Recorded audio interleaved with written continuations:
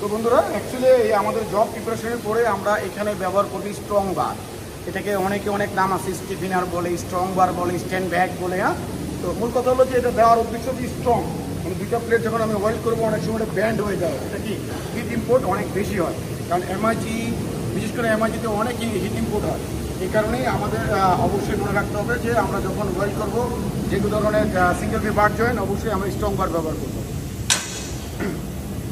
এই স্ট্রং বার প্লেটকে ব্যান্ড করা থেকে রক্ষা করবো।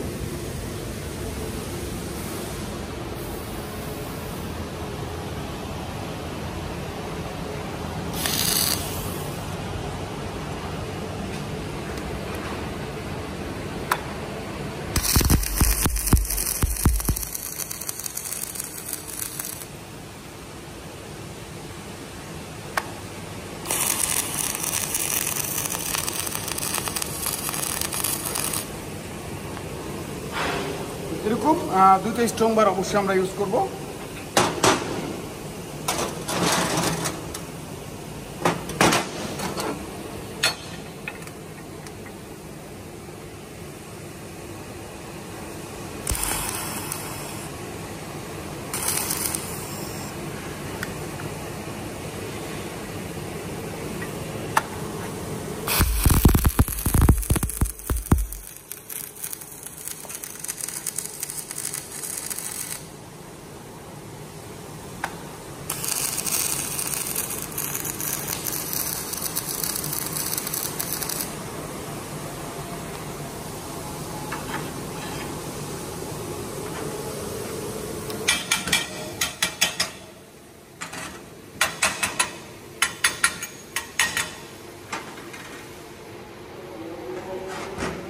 দেখেন জব আমাদের যে স্ট্রং বার এইভাবে আমরা লাগাবো, মূলত এটা যেন ব্যান্ড না হয়। হ্যাঁ, এটা আমাদের অবশ্যই শিক্ষণীয় একটা বিশাল একটা সেক্টর। হ্যাঁ, কারণ এই জব যদি আমরা এইভাবে ফিট আপ করি তাহলে একজন ডেলিকেটার দেখলেও কিন্তু বলবে যে না, সে he have to knowledge about welding and job preparation.